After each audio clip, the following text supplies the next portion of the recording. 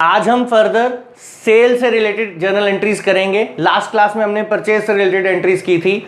जैसे परचेज जो है कैश में भी हो सकती है, क्रेडिट में भी हो सकती है, सिमिलरली सेल भी कैश में हो सकती है, क्रेडिट में हो सकती है, राइट। अब इससे रिलेटेड एंट्रीज आपको कैसे आ सकती है? आपको बोला जा सकता है सोल्ड गुड्स फॉर कैश ₹30,000। आपको बोला हो सकता है sold goods to Rohit for cash 30,000, या बोला हो सकता है सोल्ड गुड्स 30,000। जो पहली दो ट्रांजैक्शंस हैं उनमें क्लियरली बताया है कैश में हुई है, तो अंडरस्टूड है वो।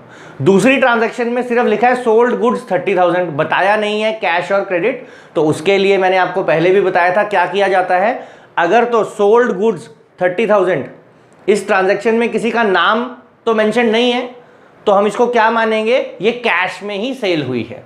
तो अब जब हमने गुड्स सेल की तो ये एक बिजनेस ट्रांजैक्शन है। पहला स्टेप हमारा यही होता है ना, हमें देखना होता है कि बिजनेस ट्रांजैक्शन है या नहीं, तो बिजनेस ट्रांजैक्शन है डेफिनेटली। अब फिर देखना होता है कौन से दो अकाउंट यूज होंगे।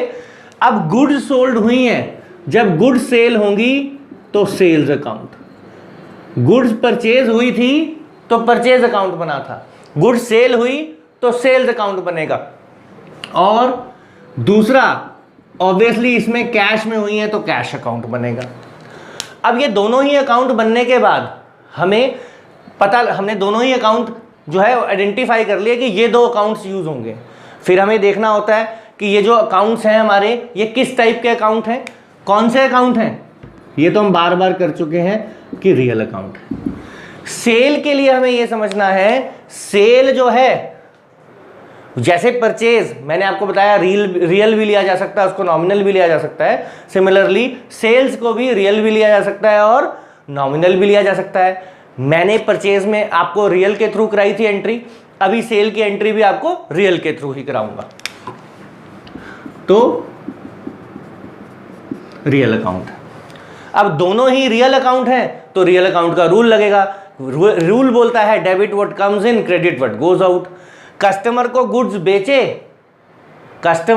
बेचे तो गुड्स हमारे पास से चले गए, तो क्रेडिट व्हाट गोज आउट। वहां पे गुड्स बेच दिए, आया क्या, कैश। आपके पास क्या आ गया, what did you receive, cash. तो कैश क्या हो गया, डेबिट व्हाट कम्स इन। तो इसके अकॉर्डिंग फिर एंट्री करेंगे। क्या एंट्री करेंगे, कैश हमारे पास आया, देखो हमने आइडेंटिफाई कर लिया कि सेल्स क्रेडिट में जाएगी, कैश डेबिट में जाएगा। तो कैश डेबिट में जाएगा, पहले डेबिट वाला अकाउंट आता है cash account, debited to sales account. Narration लिखेंगे, being goods sold on cash, being goods sold on cash. तो यहां पे डेबिट के अकाउंट में डेबिट में लिखेंगे, क्रेडिट के अकाउंट में क्रेडिट में 30,000 लिखेंगे। सिमिलरली सेल से रिलेटेड अगली एंट्री क्या हो सकती है, अगली एंट्री आपकी क्या होगी, sold goods to Rohit on credit, sold goods to Rohit on credit ₹40,000। Sale की है क्रेडिट में, उधार में, राइट।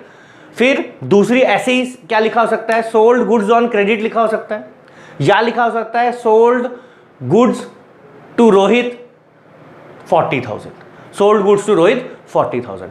अब सोल्ड गुड्स टू रोहित 40,000 में आपको क्लियरली बताया नहीं है कि कैश लेना है या क्रेडिट लेना है, तो ऑब्वियसली रोहित का नाम दिया हुआ है, तो हम मानेंगे कि क्या है, वो क्रेडिट सेल ही है। तो अब दो अकाउंट कौन से होंगे आपके, सेल्स अकाउंट होगा, सेल की किसको है, रोहित को, तो रोहित अकाउंट होगा। अब दोनों ही अकाउंट में देखो तो सेल्स तो कौन सा अकाउंट है, रियल अकाउंट है, रोहित कौन सा अकाउंट है, पर्सनल अकाउंट है।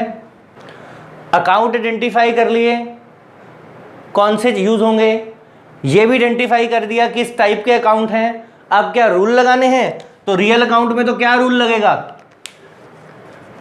गुड्स जा रही हैं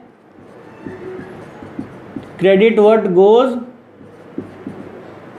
out. Personal account, customer Rohit जो है उसने गुड्स को रिसीव किया, डेबिट द रिसीवर। अब एंट्री करेंगे इसकी, क्या एंट्री करेंगे? Rohit debited to sales account being goods sold for credit. ठीक है जी, being good sold for credit, ये आपकी सेल से रिलेटेड एंट्रीज होगी। ऐसे ही हमने परचेज से रिलेटेड एंट्रीज की थी। कुछ चीज है, कुछ शॉर्टकट है जो आप याद रख सकते हो। जैसे सेल्स जब आप यूज करोगे तो सेल्स जो है वो हमेशा क्या होती है? क्रेडिट ही होती है। रूल तो मैंने आपको बता दिया क्यों क्रेडिट होती है, बट आप याद भी रख सकते हैं इंस्टेंट के लिए कि सेल्स जो है वो हमेशा क्रेडिट ही होती है। और परचेज जो है वो ऑलमोस्ट डेबिट होती है। मतलब अगर आपने परचेज ऑफ गुड्स की है तो वो डेबिट में ही जाएगी। लेकिन कुछ केसेस होते हैं जिनमें परचेज क्रेडिट भी होती है, लेकिन वो अभी हमने नहीं करने हैं, वो हमने बाद में करने हैं।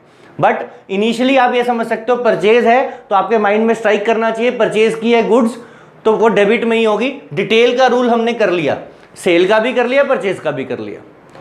ठीक है, परचेज में डेबिट व्हाट कम्स इन लगता है, सेल्स के लिए क्रेडिट व्हाट गोज आउट लगता है। लेकिन एक शॉर्टकट भी आप याद रख सकते हैं कि सेल्स जो है वो हमेशा क्रेडिट में ही जाती है और जो परचेज है वो हमेशा डेबिट में ही जाती है।